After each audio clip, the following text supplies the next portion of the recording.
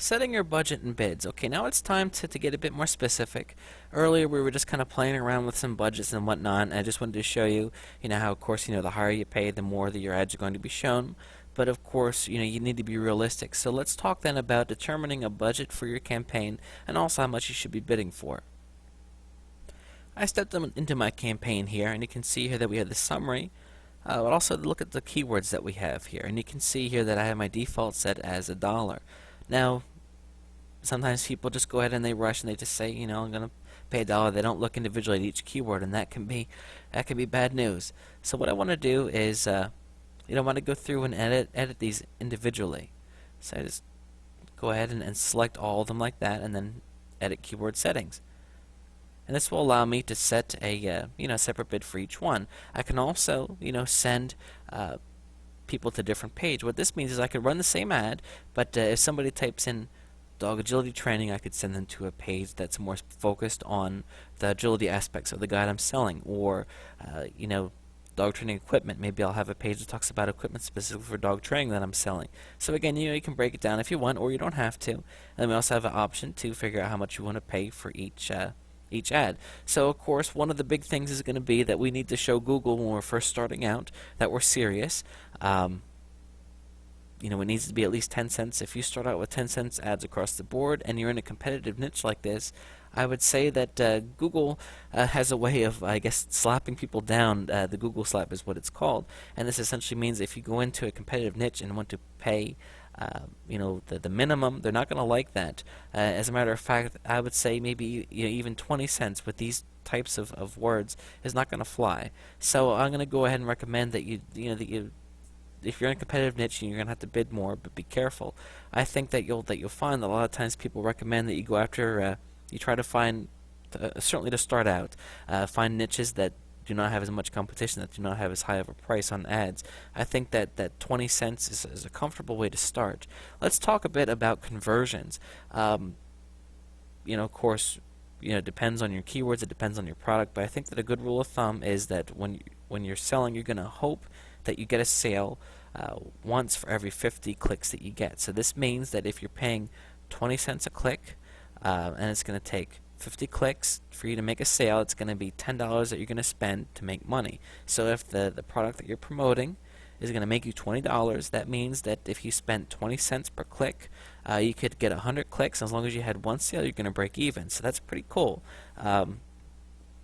So keep that in mind. Now, of course, if the product that you're selling is going to make you $40 on a sale, then you could have, if you had your bidding is 40 cents per click, all you would need is a sale every 100 clicks to break even. So what you want to do is you want to look specifically at your break-even point, and then also kind of, I guess, guesstimate on how many clicks it's going to take for you to get a sale. Then you want to be really, really careful and just watch your ads very carefully, because if you hit 100 clicks and you haven't gotten a sale, you will seriously want to consider pausing your campaign.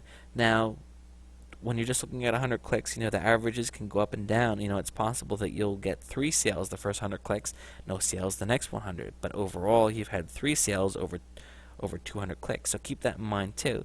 But I think that you're going to find that people are going to recommend, hey, if you got 100 clicks and you haven't gotten a sale, there's a good chance that something's not right, and you want to pause and take a look at things. So keep that in mind. So again, try to just be realistic and setting a budget for yourself, and creating a bid that's going to get you some traffic and get you some ad placement, but also is not going to overblow your budget. Because if you are going into a niche where it looks like you're going to have to bid $1 just to get your ads to be shown, and the profit that you're going to make from a sale is going to be $20, that's not a good equation. That's not going to match up to you making a lot of money. It's going to match up to you losing money, so don't do that. Another thing that we need to talk about then is the daily budget that you also are setting. In these settings here, you'll see right here, we have a daily budget that we need to set.